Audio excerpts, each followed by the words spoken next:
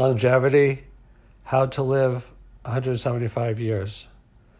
So you might be familiar with David Sinclair, the Harvard researcher who wrote the incredible book Lifespan and talks about advances in aging and research and how we're getting, breakthrough technologies and understanding of how to slow down and eventually reverse the aging process. And you might have read the book by Ray Kurzweil, How to Live Forever. I think that's what it's called.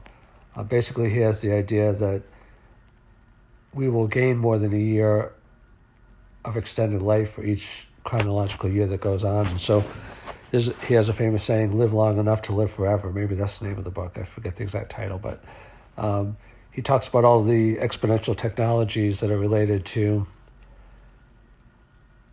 a lot of different things, the singularity, but also how to live forever, basically. And then nanotechnology is part of it. We'll have things in our bloodstream that clean out our bodies. It's interesting, Elon Musk with Neuralink and how connecting the brain and the internet together, and people becoming like cyborgs. Elon Musk says we're already like cyborgs because we're attached to our phones. Nobody goes anywhere without their phone nowadays, and people have addiction withdrawal, and they have better interpersonal skills with their phone, a lot of people, than they do with each other. So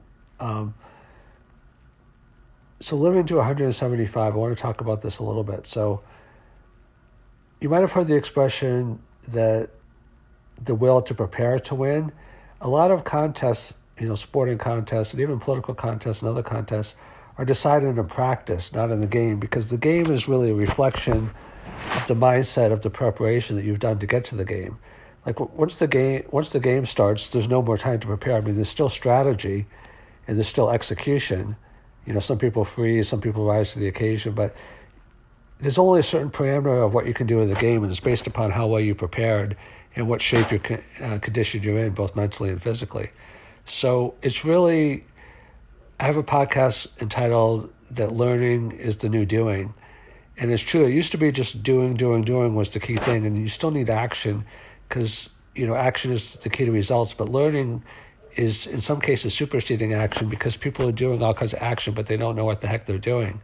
And we live in such a complicated world that knowing what you're doing is the most important thing. So actually spending a lot of time learning and processing and thinking and planning and strategizing so that you could do a lot of action but do it effectively is the key nowadays.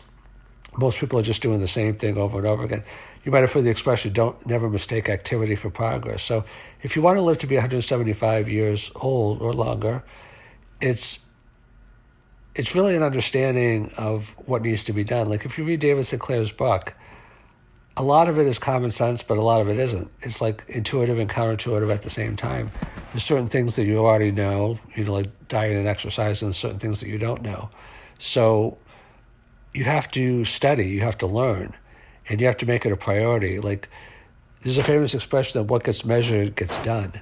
So if you want to live to be 175, you have to block out time in your schedule and say, every day I'm going to spend, 30 minutes or 45 minutes or an hour or whatever you decide it is on longevity. That might just be studying longevity, then implementing it in terms of diet, exercise, supplements, whatever else is involved, another hour or 2 hours or whatever. So what you put into reaching 175 is going to determine how you do it. I was listening to an interesting podcast by Peter Diamandis, who's also a leader in this field. He talks a lot about exponential technologies and how they relate to life extension, and he does a lot of research. Like his company, I believe it's Health Nucleus, and his 360 mastermind, Abundance 360, they do a lot of touring of the leaders in the field. And there's a lot of research now in senescence and telomeres and other things that are related to some of these lifespan breakthroughs in senescent cells. And Peter Diamandis had this podcast with Dan Sullivan, who's a a friend of his and strategic coach, his company, and they were going through a lot of the life extension principles and mindsets that are going to get you to ripe old age and a healthy age. So a lot of people will never get there, perhaps because they are not thinking about it, and they're not thinking about it because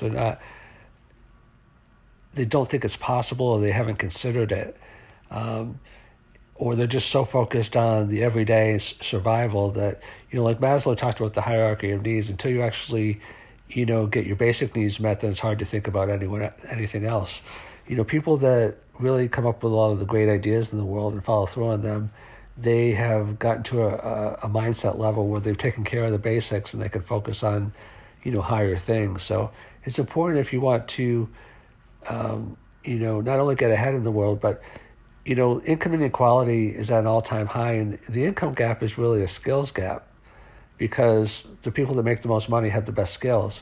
And the skills gap is really a knowledge gap, because in order to get the skills, you have to have the knowledge. So knowledge is really, it's not really an income gap. It is an income gap, but that's only the outward aspect of it. The fundamental root cause of it is a knowledge gap, because the knowledge gap is leading to a skills gap, and the skills gap is leading to an income gap. And the income gap and the knowledge gap, the skills gap and the knowledge gap is going to determine whether you know what to do to be prepared for the skills to win, to live to 175 or longer.